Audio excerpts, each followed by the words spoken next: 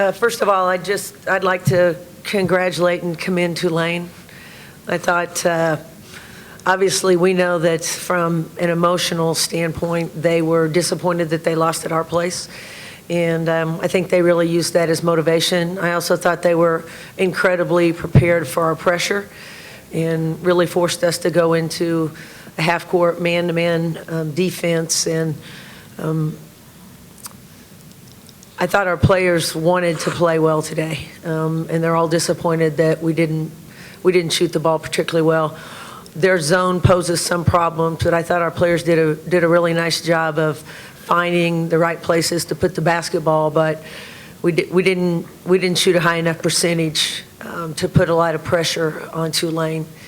And then I think late in the game we got a little impatient defensively and took some chances that cost us. But we've overcome a lot of things this year in terms of our four seniors and our team. I think we've made great strides. We were hoping that we could kind of continue that momentum this evening, but hats off to Tulane. Questions?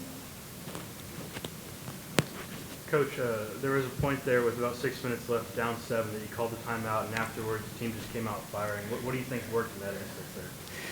Well, I think what worked was the same thing that's been working. We've got good players that want to win, and I really think that's what it was. We executed.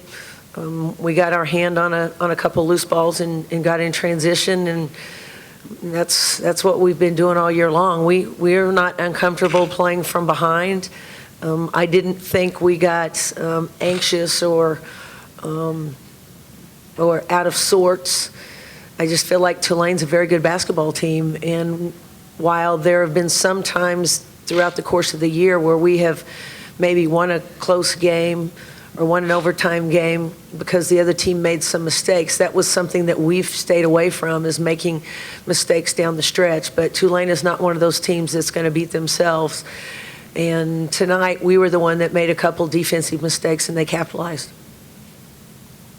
Just for both Coach and Ariel, despite the tough result, still some potential WNIT games to look forward to. How do you just rebound and prepare for that? Well, we're going to be disappointed. We've got four seniors, but we're also going to be excited. I mean, there are a lot of players that are seniors that are peeling off their jerseys now for the last time, and we're fortunate that we're likely not. So we feel very confident that we'll be in the postseason. We're going to regroup. I just told the players in the locker room, it's a really sad day when you're taking that jersey off for the very last time, and we're fortunate. And our seniors are fortunate that that's not the case today, but we are disappointed.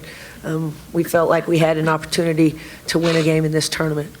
I'll let Ariel answer that as well. Like she said, they're just disappointed right now. However, we are going to the WNIT, so it's a new season. It's time to refocus.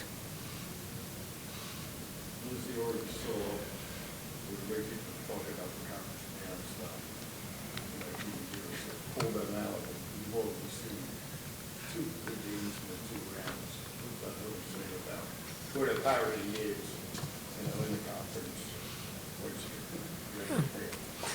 obvious. Well, I'll tell you what, if you look at USF, Temple, Memphis, and now Tulane, I mean, we've just traded games amongst that group. And I think that's the parity right there. And a lot of it depended upon whose home court you were on. Temple came up with an upset on their home court. We came up with 2 upsets on ours. Tulane came up with an upset today on a neutral court. So I think those 4 teams beyond UConn are all very quality basketball teams and teams that are going to do well regardless of where they end up. Tulane has been a consistent NCAA team, so they know what that looks like and what that feels like. Temple, we know, made a run last year to the semifinals of the WNIT, and they're an improved team this year and a deeper team. South Florida, as we know, good basketball team. So I think the quality of certainly UConn, but also the 4 teams behind them. We have yet to have anybody seriously challenge UConn, but we could take that nationally and we'd still get the same results. So we don't want people to talk poorly about our conference, because you could take a collection of 4 teams from any other conference, and it's probably going to look very similar to what our standings look like right now, with UConn in the lead and 4 or 5 other really quality teams.